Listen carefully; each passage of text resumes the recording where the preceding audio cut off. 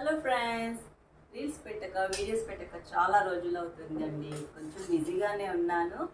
నవరాత్రులు వచ్చేసాయి, పూజలు, నా పారాయణాలు, బతుకమ్మ, చాలా బిజీగా ఉన్నాను. అన్నీ పెట్టుకోవాలి, షేర్ చేయాలి మీతో అని అనుకుంటున్నాను, కానీ టైం ఉండట్లేదు.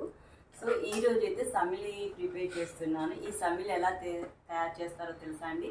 పెసరపప్పును బాగా రెడ్గా రోస్ట్ చేసుకోవాలి. వేయించుకున్న తర్వాత ఇలా పిండి పట్టించుకోవాలి. మనం ఇంట్లోనే షుగర్ పౌడర్ని కూడా మిక్సీ తిప్పుకోవాలి.